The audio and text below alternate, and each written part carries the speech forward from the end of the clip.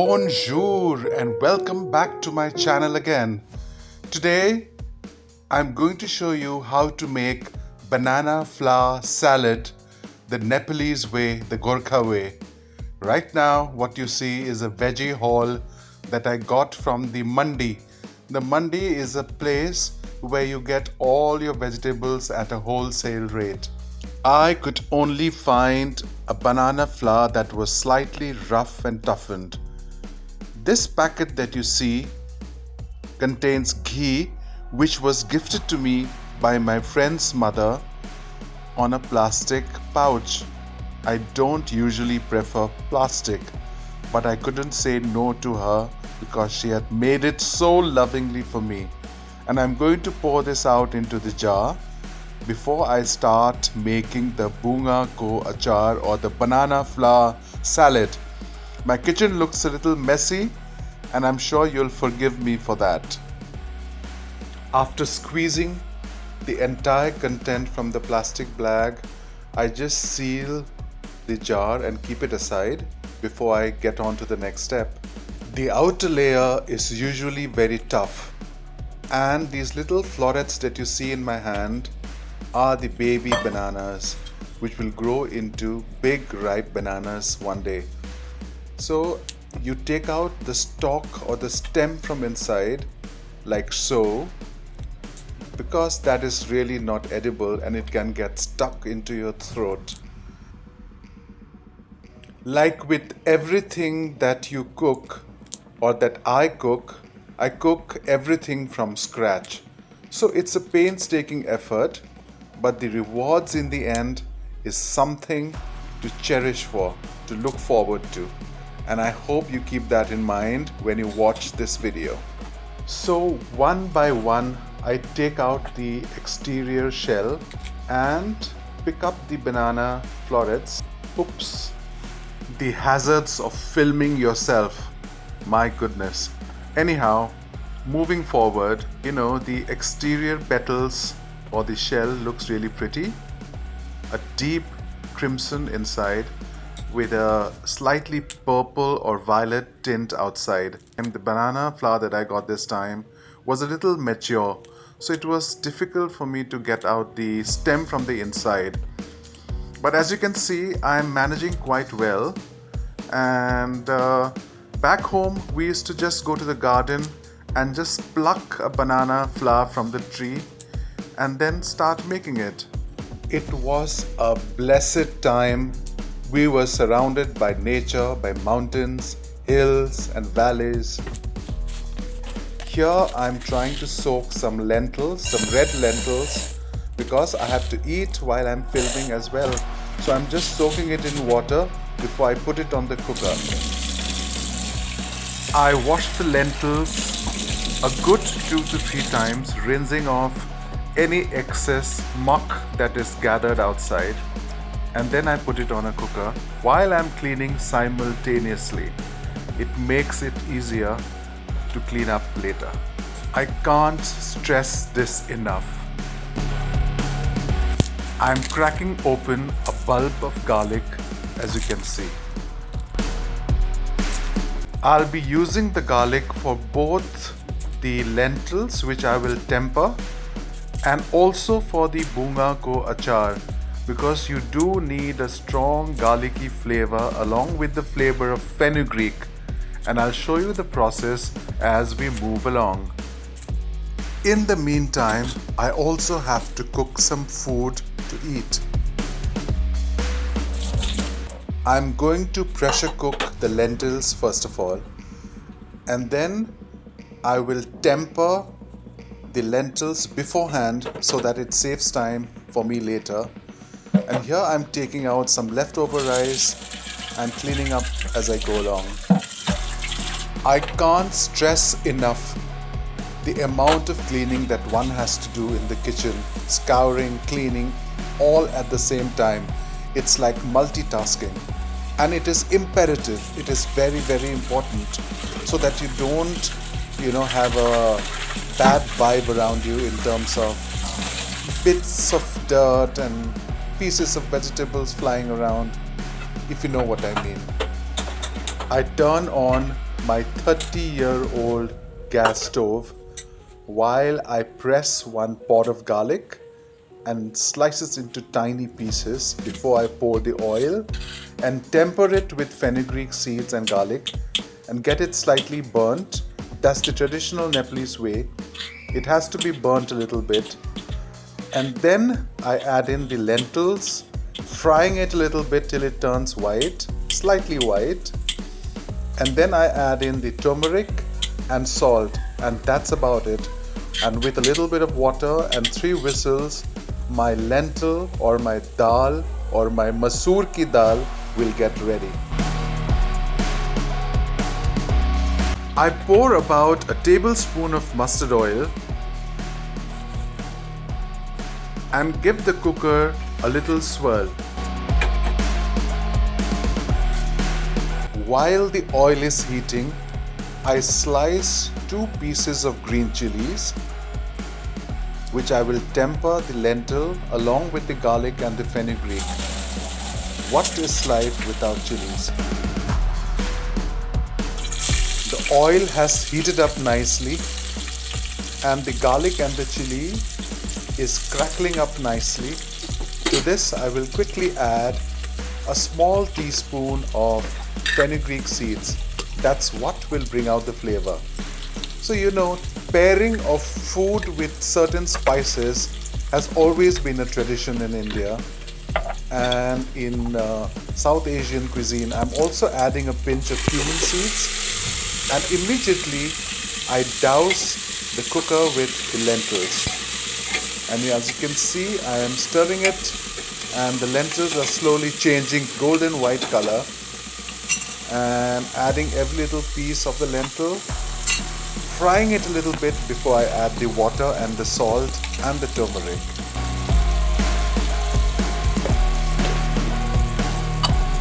It is as simple as that, and believe you me, it tastes divine. The thickness or the consistency depends on your choice.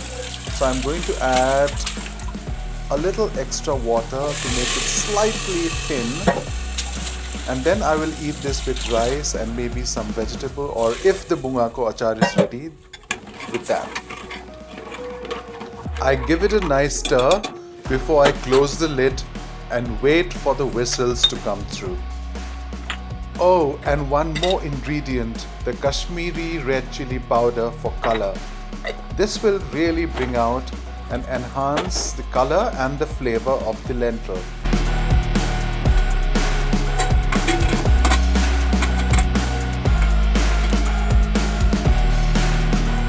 A little cognac doesn't hurt anyone, and I'm taking a sip as I take out the stalks of the stem.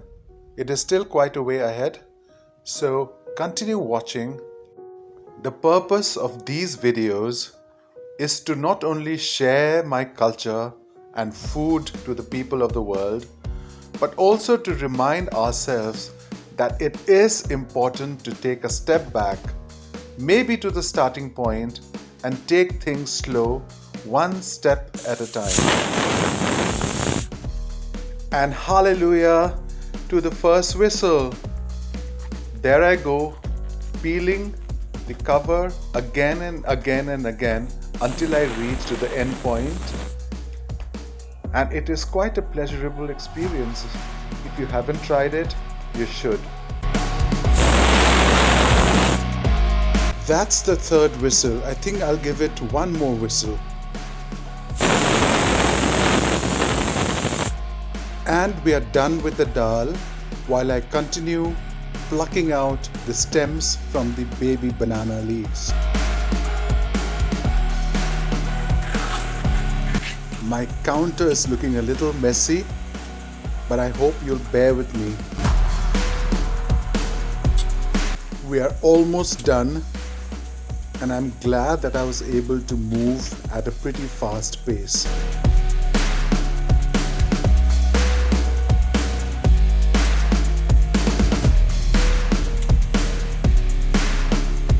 As you get closer to the core, it gets a little more tricky to get the leaf out of each banana cover.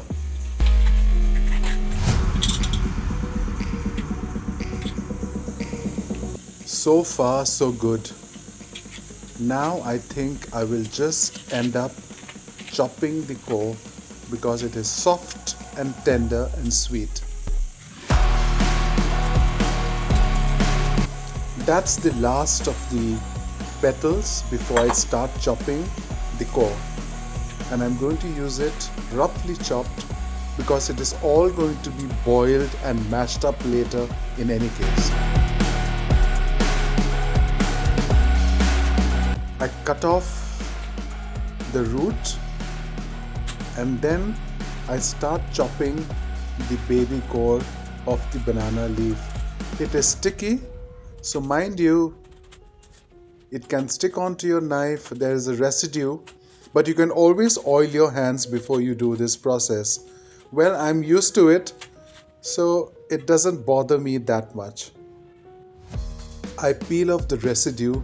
It's like a thin membrane or a kind of a film or a cobweb.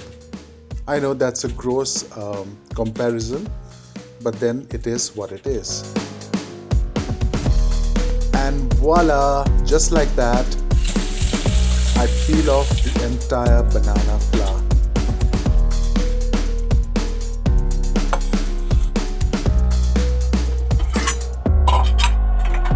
I'll pour the lentils onto a little steel bowl and wash off the cooker and use it to steam rice as the next step.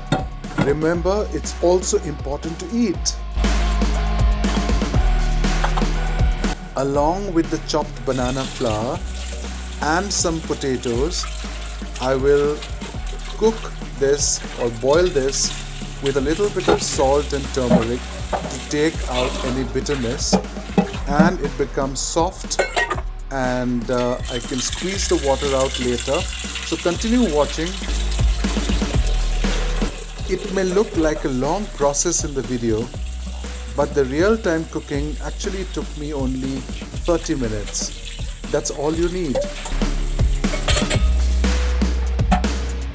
After washing it for a couple of times, I finally fill in the water, and to this I will be adding turmeric, a teaspoon of turmeric and some salt before I put the lid on and let it cook for 3 to 4 whistles. The potatoes are fresh, but I still have to give them a thorough clean before I put it on the cooker. It is imperative and I can't stress this enough. So wash and wash as much as you can. It is important, especially in today's polluted environment. And I have to continuously adjust my camera. I'm adding a tablespoon of salt, a teaspoon of turmeric, and a teaspoon of oil. This will take out the bitterness of the banana flours. It has a residue compound in it which makes it bitter. Simultaneously, I start roasting the perilla and sesame seed mix until it turns dark in color.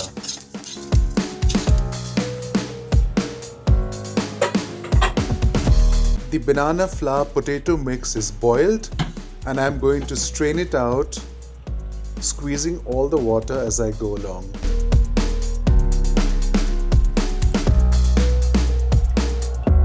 Once I do this completely on the strainer, I will further squeeze it until only the pulp remains later.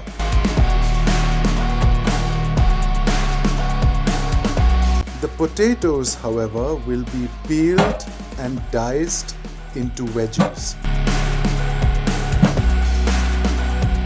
All this is the prepping stage.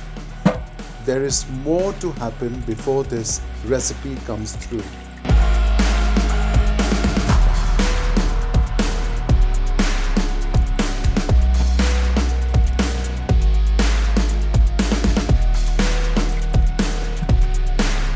That's the last bit that I've got. Now I'll just throw the water away and begin the next step.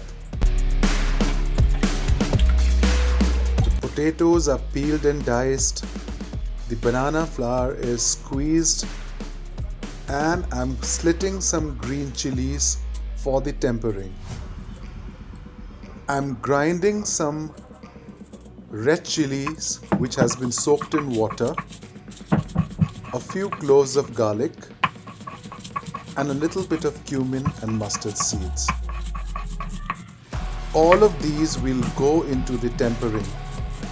So it's an interesting process, and I really wonder how my ancestors found this method of cooking. It is very, very interesting. If you go to South America, you'll find a similar kind of process, especially in Mexico and some of the Latin American countries where they still use mortar and pestle.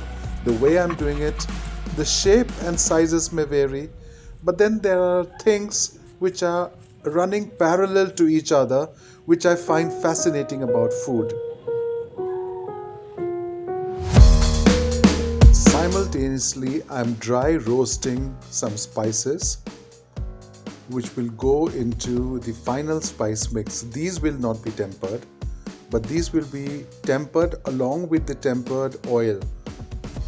So this has mustard seeds, this has got chilies, this has got garlic, this has got sesame seeds, and so on and so forth. And the grinding process begins. It's so much easier to use a food processor or a mixie, but I don't really use my food processor anymore. Maybe a blender sometimes if I have to blend something, but hardly anything goes into my food processor, which is lying in the cupboard below. I prefer using a mortar and pestle or a stone grinder, as you see on the video. And there you have it. I'm just collecting the spice mix, which I'll be adding to the potatoes, and also cutting some lemon. Winter really is a time of produce, and there's a profusion of it. Here I'm squeezing the cut lemon onto my bowl of goodies, and I'm using an entire lemon so that it brings out that tang, that flavor. As all the spices and the tempering, the oil, everything mixes up, and when the final mixing is done, it is something which is so naturally flavorful that you'll never find on a supermarket or on any packaged processed food item. And growing up in the eastern Himalayan mountains, I never saw a fat person in my life. There were no problems of diseases or illnesses that were lifestyle induced. And when I came to a city like Delhi, I was beyond shocked to see the kind of misery and suffering that people have inflicted on themselves because of the lack of ancestral knowledge. The gross use of natural resources and the ignorance of the people was truly appalling. And at the same time, I felt a kind of compassion and empathy within me that these people have lost everything, the knowledge that their ancestors had once upon a time. It's time to plate up, and my ceramic bowl is out, and I'm not doing any fancy plating. I'm just transferring from the tray to the ceramic bowl so that I can store it in the refrigerator or even outside because the weather is quite cold, and I can enjoy this luscious, delicious, flavorful, yumlicious, unctuous treat that I continue making for myself every once in a while. And as the French would say, apprécie ce plat. Très bien. A shout out to my friend from Paris. Merci à Michel Pachri. Très bien.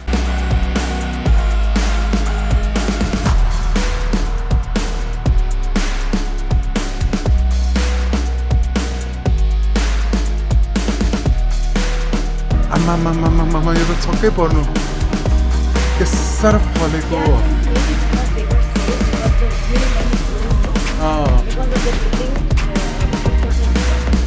के साह्रो फलेको हो अब